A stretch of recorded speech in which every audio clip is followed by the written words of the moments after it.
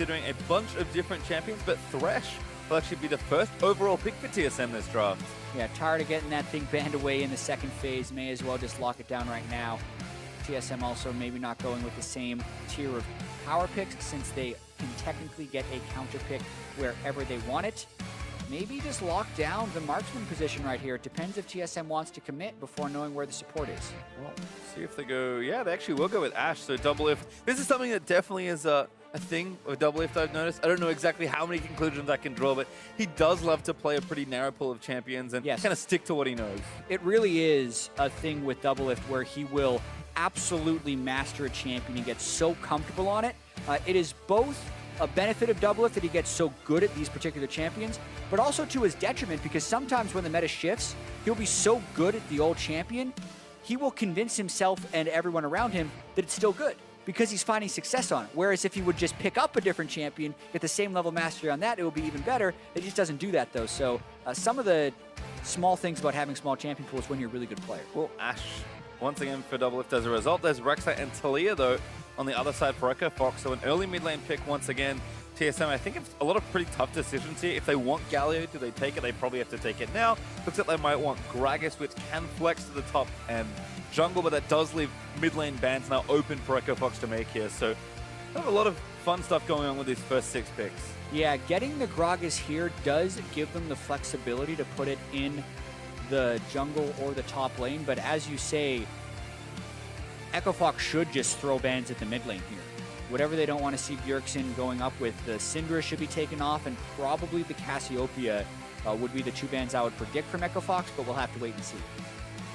Well, there's Braum ban for TSM. There's Syndra going to join the list, kind of another one you don't want to give over. TSM now considering their next ban. Do they keep banning supports? I mean, again, Gate has a pretty large pool, but if they just take the good laning supports away, might help them get through what is otherwise a tough matchup. Caitlyn does bully almost every bot laner. Yeah, and I think with the Braum ban, they're just trying to get rid of things that will make it harder to kill the Caitlyn later.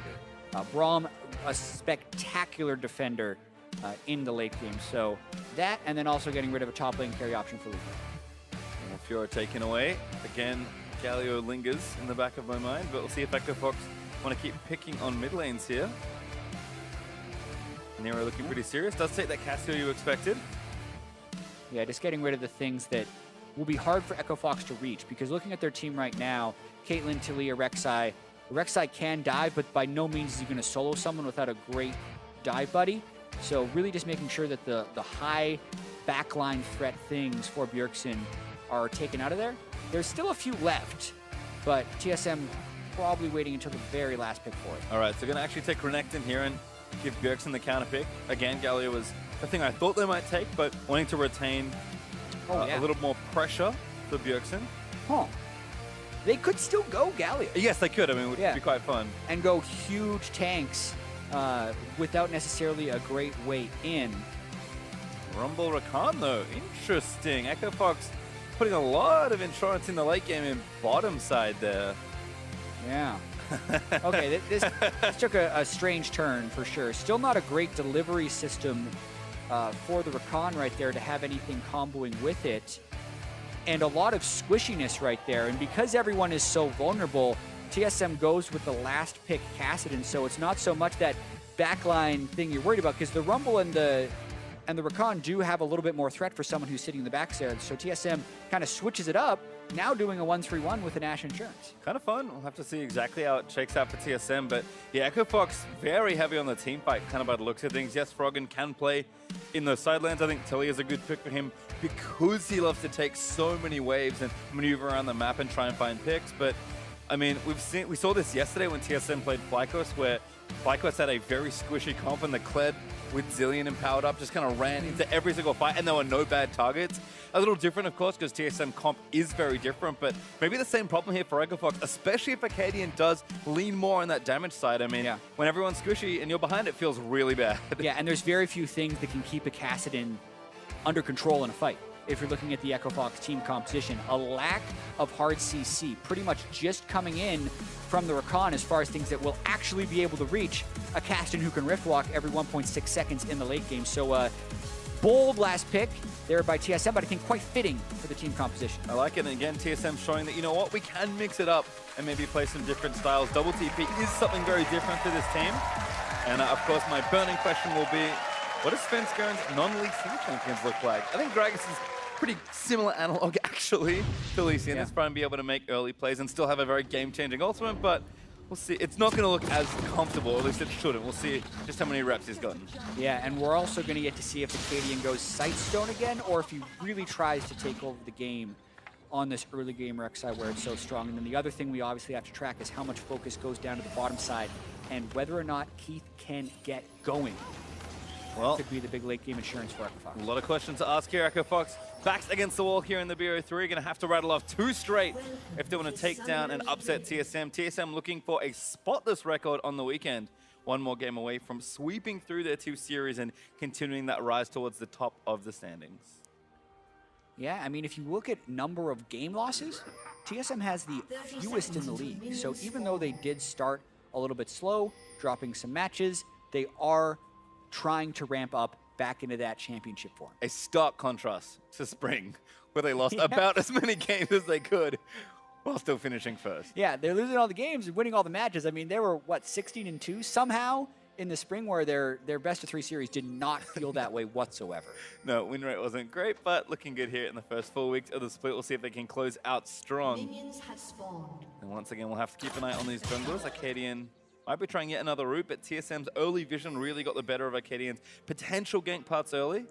I imagine the starts will be standard, but once again, we'll be tracking these junglers. And I think Acadian, a player that loves to kind of get involved early and try and make a play, and we'll see if he can be a bit more proactive on the rec side. The most egregious thing for me will be if he gets first blood, which he's very good at doing, goes back and bites the side stone. That's going to be like, okay, what is going on here? Yeah, even now, though, I actually really like this tweak that TSM is doing. A couple other teams doing it, but I think it's going to become much more widely adopted. Look at the ward in the river. Bjergsen placed that ward at 140 roughly and then walked straight to lane. That blocks the triple camp quick gank from the rec side, because that ward will live long enough for if he goes for that scuttle crab as it spawns and then goes for level 3 gank. So that gank has swung a lot of games. I think teams are willing to invest that early ward, and we may start seeing less and less of that gank because teams are placing that ward. Yep, level 2 here for both mid laners as Bjergsen should be taking fire in the early stages of the game. Svenskeren actually buff to buff, so kind of covering for any potential damage here. As Acadian onto the different scuttle crab. So that ward spotted the right-hand side, but it may not spot the left. And he has the experience, Quint, so this is actually adaptation. I wonder if the coach told him about that ward and told him he'd be able to get this gank off, because this is really quick, and Haunter will not expect this. No, Haunter only level 2 as well. Lupo with plenty of damage. He already sliced in. Acadian is going to get the knock-up happening. Haunter's just trying to buy time. He flashes forward. Acadian follows. Takes some turret damage, but Lupo needs to keep burning him down. First blood looking good. Going over. There it is for Lupo. Barely lives as he flushes away from the caster creeps. Really confused at the delay on the knockup there, hoping to get him post-flash, but then almost letting him escape into the turret, and then even a delay after the flash. Not actually clean execution there, even if the timing was perfect. Haunter nearly escaping. Yeah, and Haunter actually going to instant TP back to lane, so it won't even lose that much minion-wise, despite the early gold going over to Lupa. Svenskeren being tracked potentially in his jungle though. Yeah, did spot him with the Tremor Sense, get a ward over the other side as well. So watch this gank again. Yeah, exactly. You just right-click the Renekton and you will unburrow. He wants to wait for the flash. But even then, he ends up flashing behind him then, taking a turret shot, then a second, means he can't finish off the damage, and Looper then has to flash in fear that the minions would continue auto-attacking him. Now you've gone flash for flash. You did get the first blood onto the Rumble, which will definitely help. But it also makes the threat of a return gank from Svenskeren, since he is a flashing Gragas, much higher. Well, we're checking with the bottom lane now. Caitlyn, a very good champion in lane. Rakan, not so much, especially without Xayah. So kind of expecting double lift and Bifrost to feel good and be able to bully this lane, but lots of shoving back and forth should be the standard there, as Acadian is going to go for the revisit. Hasn't even backed yet, and Haunter looking for a ward, but maybe doesn't have flash. Good sense there from Haunter, I think. The Orling coming down the bottom side. Keith already low. He's been ignited there by Bifrost. Double lift flashing forward aggressively. We're going to get the last few autos. Does land as the heal comes out, and Gate now under fire. Played back by Bifrost. He just needs to line up one more hook, but the flash from Gate will keep him safe. Oh my, I'd love to see the start of that. Not sure how Keith got on the other side of Doublelift before that trade, way out of position in the fervor of Ashe versus the Warlords of Caitlyn. Will outdamage early. The Ashe will just win that trade if it goes extended. Now they're diving the flashless Rakan. Yep, Gate already stunned up, does W out of the way. Biofrost not in range for that early hook and didn't want to burn the flash shot. We'll watch how this happens. I think there might be a net involved. Yeah, we'll see if he nets in the wrong direction, but it is just a hook, a playback, and then he nets a little bit sideways because he was hoping to get the headshot combo and win an extended trade, but Doublelift just stacked up fervor there and was out damaging him, not to mention they had more minions for that trade. Nice hook by Biofrost first and foremost, which allows them to win that trade. Getting it started out, and there's a nice little 2v2 win there for TSM, and despite not converting in the bottom side with Spin there, able to at least pressure Gate, and we'll see if there is any revisits there in that 2v2. Early Vamp Scepter up for Doublelift, he'll be going Blade of the Ruin King first, and a Cull for Keith, almost conceding the lane on the spot, saying, I just have to farm this out. Yeah, I don't like that buy at all. I think Caitlyn still has the potential to farm up, get the BF, and then start pushing the turret. But yeah, you're selling out with that call. And picking Caitlyn to not get first turret is not nearly as effective, since now his dip is essentially until 30 minutes, rather than having that strength up until about 12 minutes, and then having a mid-game dip as we see all the other kills. Haven't seen too much here in the mid lane, but a lot of trading. Bjergsen behind about 10 farms. Froggen doing a good job abusing the Kassadin early. Bjergsen now level 6, should get a lot more traction in this matchup. Yeah, Kassadin actually a sneakily good laner early on. People often underrate Kassadin's laning phase because they remember several years ago, but the magic damage shield you get with your Q is very effective. Svenskeren pretty underleveled in the jungle. Yeah, getting chased out here as an early Jarum's fist for Acadian, so much more aggressive here on the buy. It's going to force Sven off the Raptors, cancel it back, I think. No, didn't quite connect with the Pro Seeker. Bjergsen still going to work on Froggen, but it's trading blows right now. Yeah, Dark Seal and Refillable Potion, helping him stay sustained in that one. He's going to stick around in the lane, actually, because he knows Froggen has to recall soon, and he's low on mana.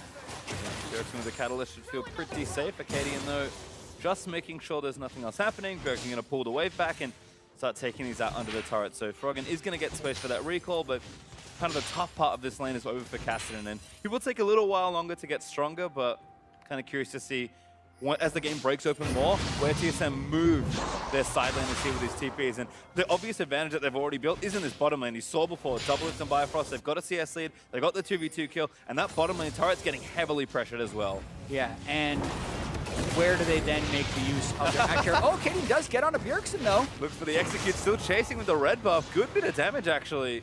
But Bjergsen doesn't even use the ultimate stacks, just recalls out of the way, knowing Acadian didn't have enough damage.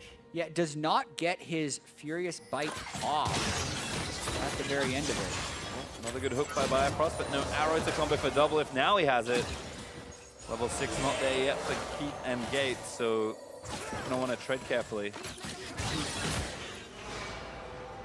Yeah, and they know it too. Hook attempt does land. Arrow lands in as well. The Flay's going to combo Ignite back in there. And now Keith goes down. Biofrost with a great kill. Yeah, this lane is turning into a disaster. And this is the type of game that may get Doublelift some of his confidence back that he says he's been lacking since returning to the LCS. Being able to go into a first pick Caitlyn and then get these kills with Biofrost, while also providing that utility, spotting Acadian on the other side of the map. Doublelift and Biofrost are having a great game. Just flying over the rift there with the hawk shot. Great view there, provided by Doublelift, as 2v2 is going exceptionally well, as you mentioned. Froggen, though, going to dip over to the blue buff and not get it just yet. It's actually not available, so it's going to be tough to pick that one up as Svenskeren goes ahead and steal these Raptors. And again, still covered by Doublelift, just making sure Acadian's still on the left-hand side of the jungle. And bad news a little early there. Or a little late, I guess, because now his Raptors are gone. Yeah, watching this one more time, I mean, TSM just hits level 6, runs through the minion wave, just catches Keith with the end of that death sentence. And then at that point, it's a pretty easy kill secured. So he needs to be able to dodge that hook or stay in a spot where he can at least juke back and forth. Gate also kind of abandoned him there as well. Didn't want to tank it because he probably would have died, so a tough spot regardless. As Lupa, getting good damage on the Haunter, ultimate ready, but doesn't pull the trigger. Haunter holds on to his as well, and despite the early kill for Lupa, Haunter with a bit of a CS lead, starting to build up on Renekton and bully like he really can once he hits some early item threshold. Yeah, and I do like the build from Lupa, early Ninja Tabi into an early Super's Arm Guard makes it very difficult for the Renekton to do the damage to him, but as you say, not actually getting that CS lead. So maybe because of lack of ward control on the top side, Looper hasn't been willing to play as aggressive as he would like. Now they're trying to roam up. Gate's looking for something. It's a dive by the looks of things. Ignite ready. Haunter pretty low on health. Yeah, this is actually most likely a dead Haunter. They can put a lot at him here. Haunter also ready. Gate looks for the knockup, but does combo it late. Good ultimate there from Looper as Acadian jumps into the fray. Haunter down. Yep, make the quick roam, and this is what you want to do with a losing bottom lane. But the bottom lane was losing so hard, the first turret still goes over to TSM. Yep, just a 2-man there versus the 4 that were there for Echo Fox. 3 remaining as Looper recalled to run back down to that bottom tier 2 and save it. The trade does come out eventually, but TSM still ahead on that gold front and might even go for a second turret. Yeah, and they invested much less into that bottom side move than did Echo Fox. So Svenskeren still technically free to go where he pleases. Looper's got to be a little bit hesitant defending that, but gets a lot of damage out of Double. Yeah, Double eats the Harpoon and will take a strong amount of damage as a result. Gate and Keith 2-manning the Rift Herald right now. Looks like Froggen actually recalled, so no pressure, although he is missing. And TSM might just back in and take the easier objective here on the Drake, with Firefrost gonna very nicely alley-oop Double into the pit. Long range Dark Passage. I always dislike when Cloud Drake is the first one to spawn. Not because I don't like Cloud Drake, but because it does so much damage to you. It's really hard Drake to solo. You can see how low Svenskeren is getting, even with 2 people here. It has the fast attack speed, and the Drake still does % health damage, so it ends up actually destroying people early on in the game.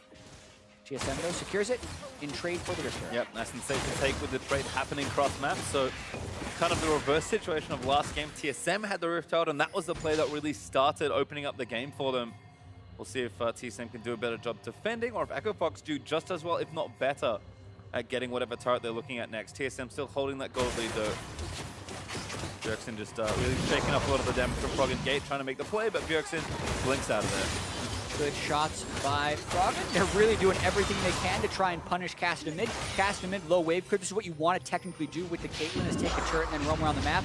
The problem is, it's a pickaxe cull Caitlyn, and there's a Blade of the Ruined King Ashe on the other side. So a level 6 Caitlyn coming into your lane when you're level 9 isn't actually threatening. Yeah, that's actually an insane lead from Double Lift. He's 1,500 gold ahead with approaching a 50 CS lead also with that completed item time. Wherever Double Lift goes next is going to be a big problem for Echo Fox. Yeah, absolutely. It's actually Ashe that would be more akin to showing up in a lane and pushing down a turret. When Double Lift does do that, though, I think it'll be similar to in game 1, where they lead with the Ashe arrow, try and get a kill, and then push it down. Much different than the way a Caitlyn Siege is. Well, you can see Rod of Ages finish for Bjergsen as he completes a recall. Froggen Banshees fail first. Adaptation we've seen a number of times as Double Lift was busy working the top side of the map, trying to get an arrow in the 2v2. Looper and Haunter have rejoined the duel, but this time in the bottom side with no turret there for Echo Fox, but Acadian actually handling the Rift Herald now. Once it clears out the wave, but now the Rift Herald's going to join in. The wave does play catch up. Svenskeren here, so they might try and kill the Herald ASAP. Yeah, I think this is a smart move, just killing the Herald as quickly as possible rather than trying to start a fight. The Herald does actually hit you pretty hard. Wild Ashe arrow from Double Lift in the top side. Thought maybe a fight was going to break out. Just in case. This kid eats one volley and a pretty big chunk of his health. Oh boy. He is so under-leveled on that Caitlyn, about to hit level 7, but when an 80 carry is out-leveled by the enemy support at 13 minutes, something has gone horribly wrong. Yep, you've kind of seen that in that 2v2 as pressure here in the mid lane. Good from Echo Fox to, again, punish the low to no wave clear Kassadin. Svenskeren cleared out the last few minions, maybe in time to keep it alive, but shouldn't last too much longer here. TSM though recoiling from the top side, but Double Lift going back. There's a tower and a dagger now completed, and Echo Fox trying to kind of accelerate the game and open it up a little bit more, but TSM with their advantage, despite how slim it is, should keep that pressure up. And once Bjergsen gets out of this lane into a side lane, being able to challenge people 1v1, TSM should feel much better about the current state of the map. That is the hope for TSM. Froggen also yet to make a play with the Weaver's Wall at level 11 against Casting with low wave clear. That would be the natural point in that lane where you're trying to find the advantages in this game. I think our small audience just did a wave or something. They did. Waves happen in arenas where you can go in circles, not in places like this. Appreciate the enthusiasm. Certainly do. Maybe, you know, keeping themselves entertained for the during this subdued early to mid game, or just having a whole lot of fun, which is most important here in the LCS. Doublelift though going to keep the action rolling on for TSM. Looking to siege down this outer turret in the top lane. And that one should fall pretty quickly, although might need an extra wave to do it. Doublelift, no additional help from Bifrost, they're running out of minions! He's going to stick around. Yep, tank a couple turret hits, but no problem there for the Ash. Acadian trying to go in for a fight. Echo Fox is actually here before TSM. Lantern out. Ooh, good hook on the gate, but he zips out with the battle dance. Blue buff reset though, no, not quite. Froggen here to collect it, and it will go to its rightful owner. Yeah, and this is another actually fairly similar early game to game one, where you see Echo Fox and TSM staying relatively even in the early game, but this then means that it's probably advantage TSM because they have been so much better about making plays, and in this composition have way more tools to make plays. This is the problem. Good flash play from Bifrost. Hook! He's going to connect on the back end. Cleanse the Froggen, and the flash gets out from under the Ash Arrow. Nimble moves as Acadian tries to make the trade back and forth. Gate with the knock-up after the charm, but not enough to get the kill despite the ignite. Now Haunter in the backline just ripping through Acadian. Might almost be enough as Bjergsen looks to rip walk down. There's the kill that TSM were looking for. Deathfire Touch does get Doublelift on the back of the fight, though, as they couldn't quite finish off Froggen. It ended up being a 4v5 as Svenskeren was in the base and Echo Fox got there much sooner, but they might be looking to continue some pressure here. Well, no AD is going to make it tough to siege, but they're going to walk down towards this bottom turret and try and finish the job that TSM's doing. Started a little bit earlier. You can see about 40% of that turret health left. What a big play here attempted by Bifrost. Yeah, just really clean with his Thresh play right there, but the Ash Arrow has been questionably aimed by Doublelift here, and they get a lot of CC on him. Sticks around at the end of the fight, and then really good long-range equalizer there by Looper, and Deathfire Touch finishes him off. But TSM did arrive with the double teleport, expended both of them, picks up a kill on the backside to keep it even. Maybe not as much as TSM would have liked to get there, but you can kind of see, I think the issue that's going to start cropping up in this game that was set up for TSM's comp here. I mean, the tower goes down in mid lane actually, which does make things easier for Echo Fox. It wasn't far away, so Doublelift will have a less secure time farming safely, but now that we can actually move these double TPs into the appropriate side lanes, and Doublelift can just kind of hold siege in mid, TSM should be able to open up the map even more, and with the Drake spawning as well, might even have a team fight on the horizon if they can find the right setup. Yeah, Keith just finishing his call on that last shot. Gets the extra 350 gold, but that means he's yet to be able to go back to buy anything. It's going to make him extremely weak if they were to compress this match. Yep, Drake going to be given up effectively here by Echo Fox as Looper trying to get a push started here. Lots of members up though. And I like this move actually from Echo Fox. They have the jump on TSM pretty substantially. No teleports from TSM either because they expended both in that last fight. Froggen also roaming up with his ulti, so can cut them off if TSM want to make a play instead. A nice rotation from Echo Fox. He's going to get them a tier 2 turret. Bjergsen will answer in the bottom side of the map. Does have a Sheen as well, but Echo Fox is still going here. Yeah, solo turret gold for Bjergsen. So if they can't match with anything, it actually does end up favoring TSM since that concentration of gold on a carry is ideal. Bjergsen also still going. TSM now have cut off Echo Fox as they move back down from top lane. Bjergsen is going to stop though. TSM might just fall back and try and siege mid lane, but Echo Fox again can also challenge with the team fight, although Keith does have to go back and spend his gold, which he has just done now. Yeah, still just a BF sword though, so not anywhere near the Infinity Static Shiv Rapid Fire Cannon build he wants to go to, whereas Doublelift with the Zeal will be quite strong right now. Blade of the Moon King fully completed. The big frowny face there for Keith right now. There's a lot of investment still to come as Froggen going to clear this mid lane out. Bifrost again, another great hook predicting. Does get boxed back in. Sven with a good ultimate is going to actually burn Froggen down with the ignite. The charm does land in, but Bio barely lives as they dive the turret gate. Also somehow alive as he actually did end up getting the kill, but Bjergsen going to rip off King and to try and take down Gate, but Gate zipping around to try and get out of the way. Bjergsen now caught up, does get knocked up, has to keep rip walking, but running out of mana. Ace in the hole, going to make it a problem, and there's the execute. Double ultis take down Bjergsen. Great jukes by Gate to make that a 2 for 2, because it should have most likely been a 2 for 1. And as long as Echo Fox keeps trading these kills, they can keep scaling on that Caitlyn. The worry would be that they're also scaling on the Casting on TSM side, but definitely want to track Gates juking on this. You don't exactly juke Kassadin very easily or often. Another huge hook by Barfrost, but he takes a bunch of damage on the backside, getting hit by the seismic shove into Unraveled Earth. Keith's lack of farm means that kill takes a while, but then watch this. Keith times the heal, saves him, and then jumps back as Bjergsen flash force pulses, and it delays the kill by 2 or 3 seconds, which then allows Acadian, I feel like, to chase down this kill. Kate channel facing the hole. Acadian ends up actually giving the kill over to Keith. Yep, nice little combo there. The Rexa execute plus the Caitlyn ulti is some good sniping power on the Echo Fox side.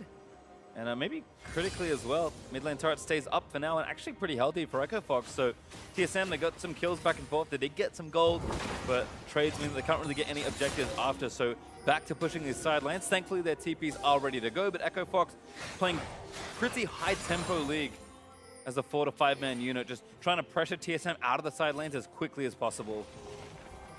Because Lichbane Kassadin's going to do a lot of work now if he makes it all the way down to the inhibitor turret. Yeah, it's about getting little bits of magic resist on a lot of people to prevent Bjergsen from crushing through people. The cooldown root Lichbane build is very good, but falls off very quickly when people start building magic resist. Engaging on a Bifrost. Good knock up there for Gate, but no hard commit there for Echo Fox, just looking for the pick. Bjergsen instead gets bot pushing, going to clean out that ward. And all this solo golden experience is nice as well. TSM actually threatening the Baron side of the map, not looking to force down the mid lane without really strong siege, I suppose. Yeah. I do want to point out the much more aggressive build from Acadian's Rek'Sai. Not really at a point where he's taking over the game, but definitely much more 1v1 threat with Titanic Hydra, especially if he completes that pair of longswords into a warrior channel. Warrior on the way, still with that challenging smite though, so really staying the course on the aggression as Doublelift gets some pot shots onto the mid outer turret. TSM happy to play this very slow, trying to advance all the waves simultaneously, but Echo Fox can find an opening. It's been the classic way to break open these sort of split push comps, is just force a fight where you're almost guaranteed to have the advantage, because they can TP in, but that takes a number of seconds. Yeah, and they are just spending so much time grouping around mid and almost daring Echo Fox to find that initiation.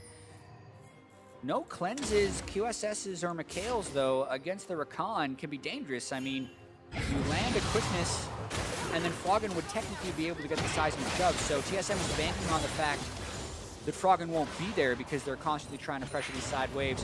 Rek'Sai going for it. Flash knock up.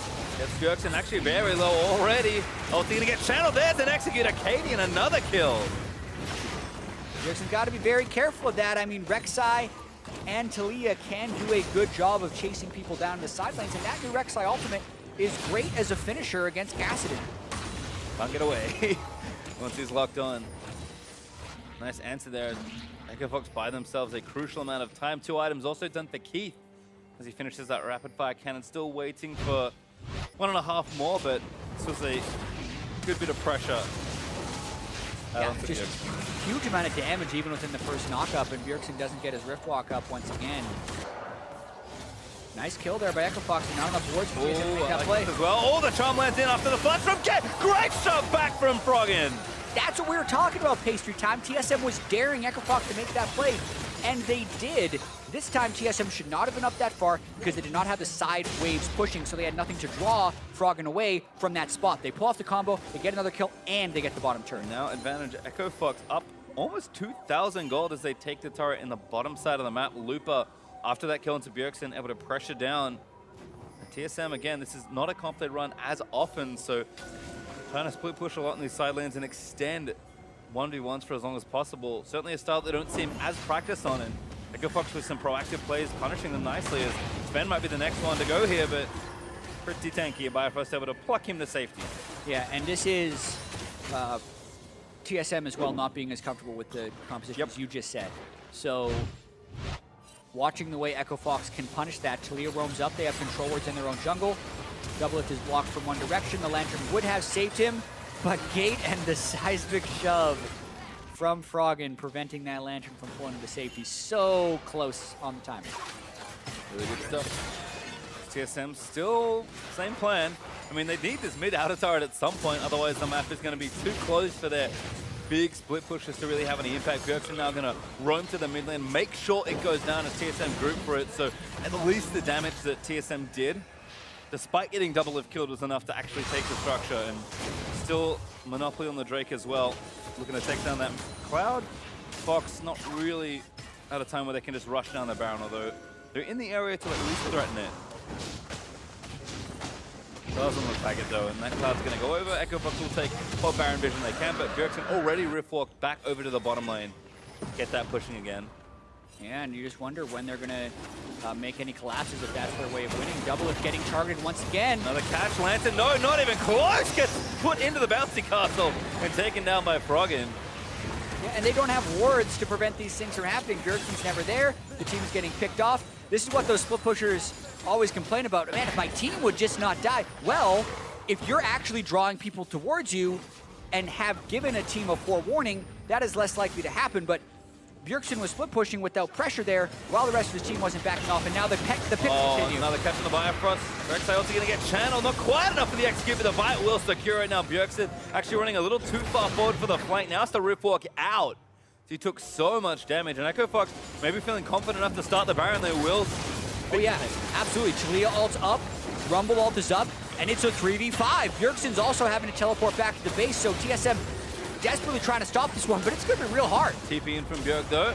Good flank angle, but Haunter may be caught up. Does turn to the ulti as Bjergsen just trying to dish some damage out. Flash over from Haunter might keep him safe, and Echo Fox don't chase. Yeah, I'm a little bit surprised Echo Fox actually even peeled off for that kill instead of just focusing Baron, knowing it was a 3v5, but TSM is able to stop it there without even suffering casualties.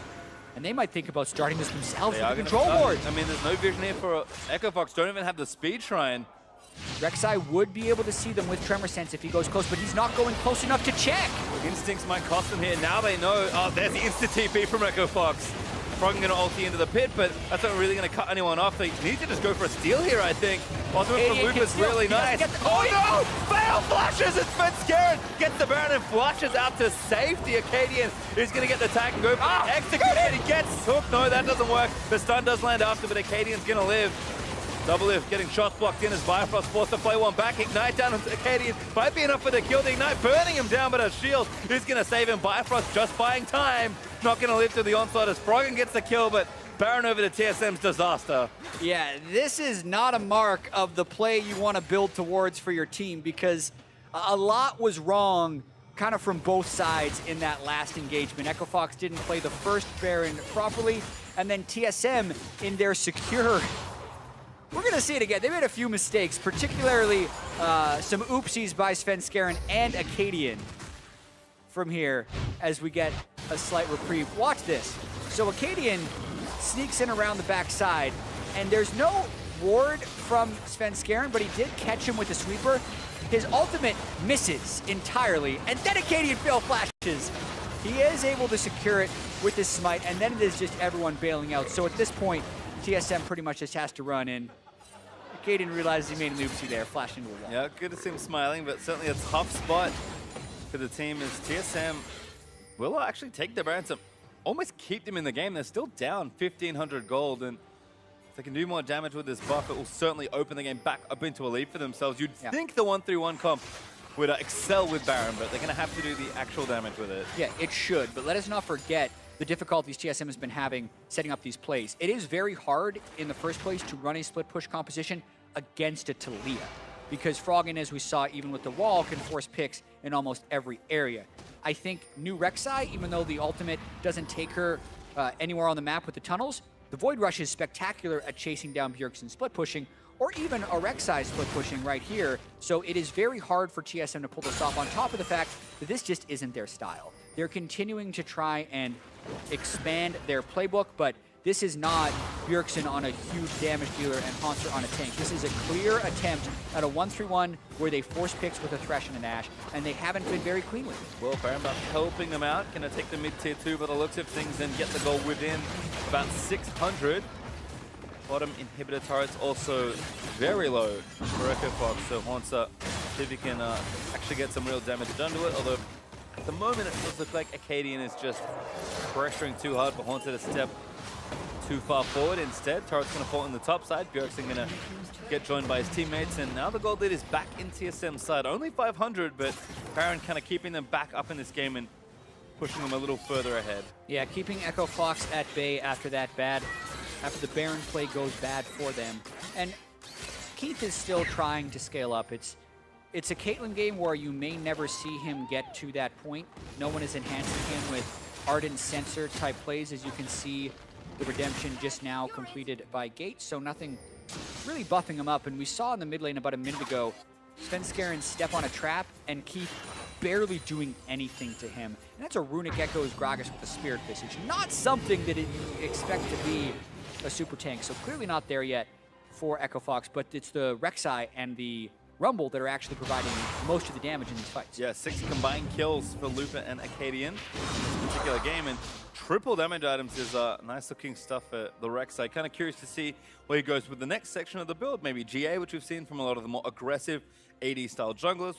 Think of Mike Young's Lee Sin, kind of showing that build up, I think, for one of the first times. But you can go Stoneplate as well and kind of go tankier and do a lot of what the top lane fighters are doing also. So certainly set up to succeed here. It's been a while since we've seen Acadian really go off in a game, but looking good so far on the Rek'Sai, containing TSM split push, but still Baron did a lot of work there for them, and a 4th straight, kind of the invisible gold is still going over to TSM. It looks like they'll get this next one as well, and maybe thankfully for Echo Fox, it's an ocean and 3 clouds instead of anything else. Oh man, the triple cloud. You do zoom yes around with it, but that's about it here. It looks really cool. Yeah. The satisfaction goes up so much when they add those little particles to remind you that you're running really fast. As you can see Svenskeren walking around, but the particles do not give you any actual power. No, not too much at least. I mean, maybe if they're gonna, book it from top lane to bot lane on foot with TPs down, you could see some dramatic turnarounds, but I think that's unlikely, and instead again, plan still being executed here for TSM. Bjergsen with a good amount of pressure, but his team is not really on the map, so can't quite get in position to really shut down the turret, as Prey being stopped here. Ooh, Prey is going to miss though, and now Ponzi going to try and get himself out of the way. Burns the ultimate, and just going to run towards Bifrost. Yeah, they might even try and turn something around here, but pretty dangerous. Double if still in base. Yep, TP canceled. Yep, Bjergsen's like, nope, I don't want to pull in for that one. Does have avoid stuff, so plenty of damage now already on the Kassadin, but TSM again is trying to get things set up their way. Baron up in a minute 30 means that bot lane pressure will be so much better once TSM have more map to sort of split, but you can kind of still, again, just not as practiced on setting their styles up when they're playing more of a pick-up, more for team fights and moving through the enemy jungle between every lane. It just looks so smooth like it did in game 1, but yeah, just a little jagged. Yeah, I mean, now they have the Kassadin scaled up in a big way, so they're really hoping to find a flank, and they're actually turning it into a bit of a team fight right here. 5v5 in the mid lane. Just going to have to force Haunter with a big flank. Looking for Keith. Gets a stun onto Lupa. Hook lands in as well. He's going to go down instantly as Double Lift claims that kill. Now Gate under fire as he has to run out of way. But Svenskeren with a flash body slam to get the execute. And now the rest of the team moving forward. Bjergsen running down into Rift Walk for so much extra damage. Gunner's going to get popped. Froggen looks to line up the next Q, but the rest of the team's there to defend. Remember when we talked about late game Kassadin in the draft phase and how they wouldn't be able to stop him from rift walking? That's what happened. Popping back out, but he gets stunned over as the shutdown comes through for Bjergsen, and TSM getting too many kills. They're going to take the turret down in mid. Yeah, and unless Froggen can get a bunch of damage to clean the minion wave right here, there's a chance TSM can end. These death timers are actually pretty long. Got a lot of damage too. Let's bring Kassadin's going to take chunks out of the turret. Need a few more minions. That's one turret down. TSM will exit the base with 10 seconds or so left on Keith, so no overcommit, but TSM finally break into Echo Fox territory. Yeah, and it's with the team fight. I mean, yes, they get the flank TP, but I mean, the Ash Arrow falls wide. I think most of this is on being able to catch Looper. The ult and the hook put him right in the middle of the team, do not give him time for that Zhonya's Hourglass, and then they're chasing him down. It just becomes Rift Walk City. Flash, Rift Walk, Rift Walk, Rift Walk, Rift Walk. It just keeps going as he's chasing after the entire Echo Fox team, and there was no escape once they started losing that fight. We'll have to figure out what this pause is for. Well, we do have a pause. I believe it was Bjergsen that has paused the game, so we'll find out exactly what's happening ASAP But kind of a curious time to have a slow down of the game with TSM building up all this momentum. Apparently a button fell off the right side of Bjergsen's mouse. Too much right-click spamming while he was rift walking in the team fight. Hopefully they can fix that quickly, either by giving him a new mouse or just pushing the button. Maybe he mashed the Sony's button too hard. Yeah, and it who fell knows? off. Oh, man. Anyway. We should find out what that button's for, actually. I hope it's his ultimate. That'd be very funny. Well, it's the mouse, right? I mean, a few players try and bind keys to their mouse for certain things like item actives. Yeah, mostly items. But I feel like mostly it's just right-clicking in League for that guy. Apparently he traded mouse buttons with Haunter. Haunter's like, I don't need this one. You can have it. I'll just donate that one over. What a great teammate there for Haunter. Yeah, it sounds like they're actually ready to go. We're going to be getting back in this one right away. A big turning point in the game, too, after that team fight. So much good happened for TSM. Double still not landing his Ash arrows, but just getting the TP and looking at Echofox team composition, just not having very much peel. So unless they're running them down or are the ones finding initiations, they still might have a disadvantage in these fights, especially looking at Keith just not there where he needs to be on the Caitlyn to have that type of threat in team fight. Yes, still waiting really for that third major item. Has some good little utility items, I like to call them, in the QSS and Last Whisper. Very cheap, very efficient, but really wanting that static shift to kind of push Caitlyn over to the edge, to the Doomsday scenario as Bjergsen starting the roof walks. Looks like the buttons are all working just well and fine. And with Baron being up, TSM going to look for possibly their last necessary play of the game. Echofox going to try and put a stop to it, and everyone's leaving the Baron pit because didn't go too well last time. Yeah, Haunter doesn't have TP and was just shown on the bottom side, which is why Echofox is going to start this. A little bit of desperation. Haunter is zooming up that Three Cloud Drakes, baby! Getting there ASAP! And now Bjergsen actually with the flank. Echofox could be a bit too desperate. Bjergsen onto Froggen gets the Banshees off, but the fight is going to start. Charm lands in as Firefrost trying to tank it all up. Keith in the backline just getting taken down and he falls. But Looper does take down Bio. Arrow lands as Froggen is going to be the next target for Bjergsen. Just rip walks all over it. Looper pops his on his with Acadian. Bleeding low as Haunter with the Stone Blades taking all the damage up. Double is not going to get burnt down this time around. And that's 4 dead. Going to make it 5 soon as Bjergsen, he's out of mana, wants to chase down Gate. We just need to get a W off. Oh, Boss Cone going to make it problematic. Gate zipping out with the W. Tanking a few minions, but Bjergsen, he wants blood. He's going to chase him down. Riftwalk might have reset the mana cost. There it is. Last kill goes, and there's the ace for TSM. It's Spain going to end the game. Not outrunning the triple Cloud Drake once he gets out of combat right there, but the game is done. TSM Pushman to take down the Nexus. Nexus exposed, and that's going to be yet another sweep. Double Imp going to take down the last remaining minions. Pad the stats as best he can as TSM stand strong and celebrate another clean weekend. Yeah, this is probably the sloppiest game they played all week, but they still won in 35 minutes. So the 4-0, I think in back-to-back weeks for TSM means they are starting to turn it on now on a much more extended winning streak. And Keith can't help but stare at the screen. The early game on that Caitlyn was a disaster for Echofox because TSM pulled off multiple 2v2 kills in that bottom side. And then even though they weren't able to transition with Ash Arrows, did definitely buy them a lot of time to get the Kassadin into the late game and carry the game. It was one of those things as the players will exchange handshakes. Echofox, a tough loss actually going to push them further down to that negative win ratio. Not a good time. They started 3-4 to begin the day, now 3-5. TSM pushing up there in the standings, and they and the fans will be happy to exchange some high fives. I have to say, does it matter that they kind of had to team fight to win that game? I mean, they did pick for the 1-3-1. Yes, you can team fight with the Kassadin. It was a great flank that they found, but for me, it's unsweetened slightly by the fact that they kind of had to be like, all right, let's find a team fight. Yeah, I mean, especially when you look at TSM's stated goals from before the split as the back-to-back champions of the NALCS, saying they want to learn new strategies for when they go to the international stage. And I think this was a clear example of that. As the 1-3-1 goes, you want to find those fights as 5v4s or as a kill into an objective force. And when they just mash in the mid lane twice as their way of winning the game, it's very unsatisfactory from a strategic perspective, but it shows that they are still a good team with good players that can pull out victories. I think so as well. I think getting the reps, maybe not executing exactly how they would want to, but still kind of making sure they get it done. On the Echofox side, story's going to kind of stay the same here. I just need to see this team with another carry. Their players are all good. Froggen is excellent, but no one else is really stepping up, despite having good individual moments in every single player. Yeah, Keith had been playing big in the last few weeks, did not play in a big way this game. He fell flat. Froggen was up against Bjergsen, so he never had that huge advantage, right? He was doing quite well, had a CS lead in the second game, very small CS deficit in the first game. And the guy that I keep looking back to on this Echo Fox team was their massive offseason acquisition in Looper, who continues to fall flat. This is a guy who is a world champion, consistently makes it back to Worlds pretty much every year, comes to Echo Fox and is just having non-impressive performances. If there's a guy who needs to carry with Froggen, it's Looper over and over again, and we're just not seeing that from Echo Fox. And it's tough. I think, we've seen him on Split Push, we've seen him on Rumble, Tanks.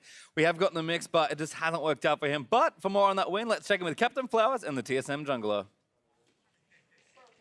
Thank you very much, gentlemen. I'm here with Sven Skaren after that TSM win. And you have had a pretty impressive week so far for yourself. You had a good showing yesterday. You got some Player of the Game honors today. I want to ask you, how do you feel about the current state of your jungling and how you're doing with TSM?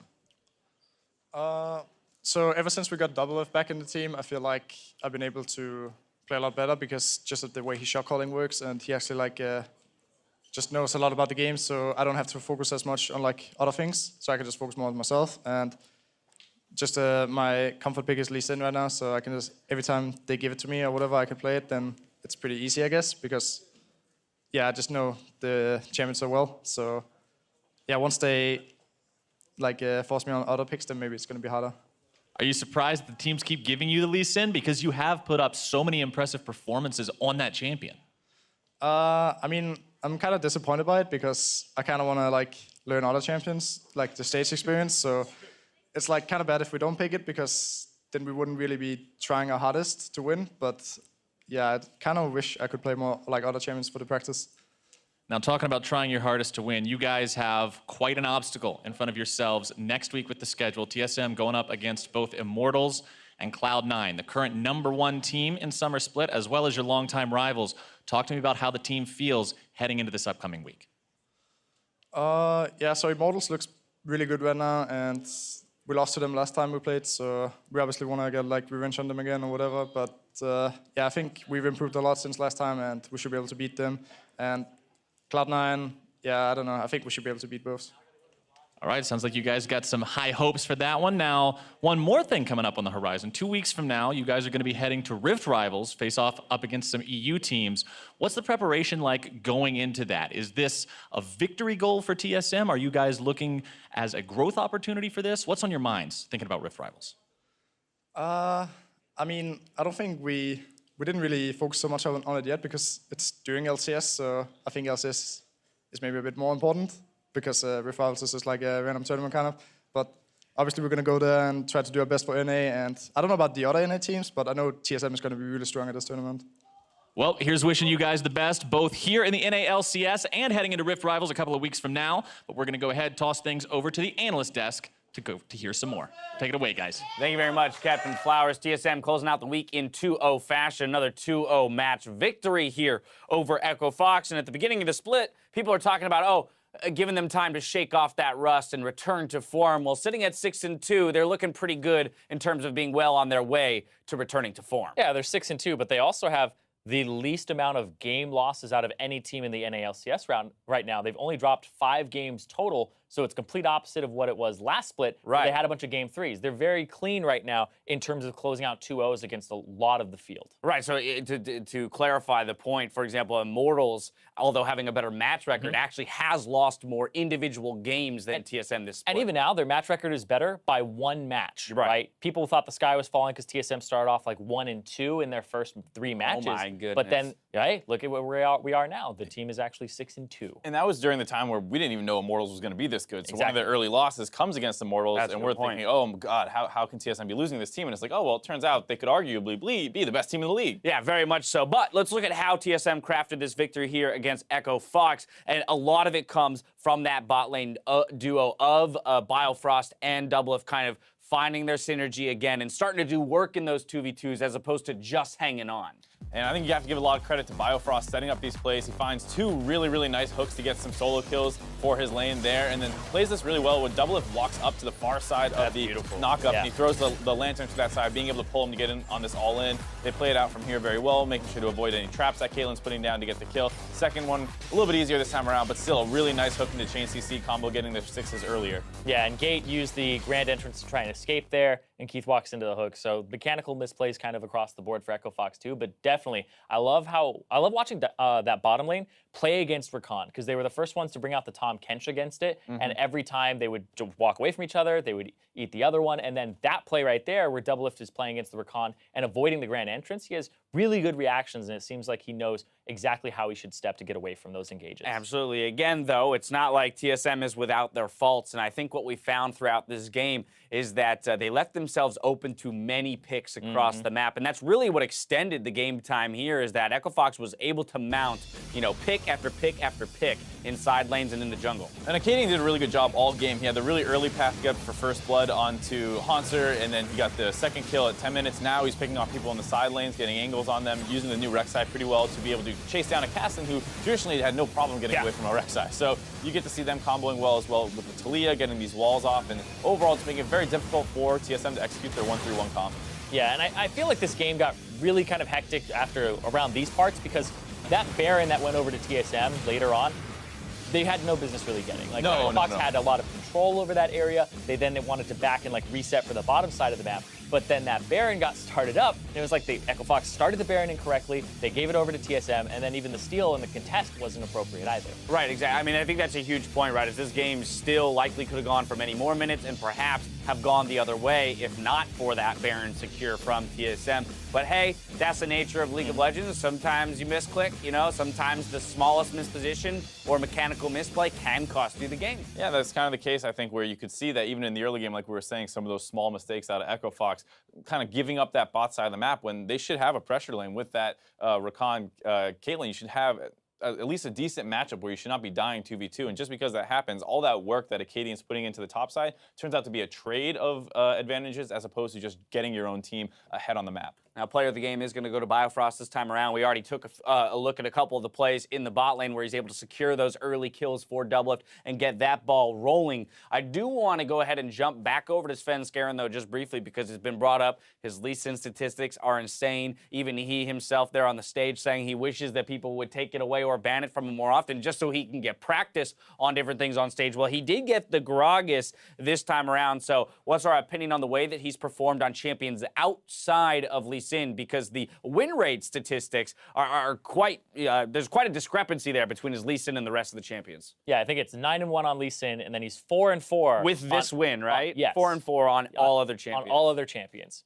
So the discrepancy, I think, it's definitely a little bit of a correlation. Of course, when he plays Lee Sin, I feel like he's much safer, warding for the team and making those flashy plays. And a lot of his games, he actually takes over. He has very high KP on his Lee Sin as well.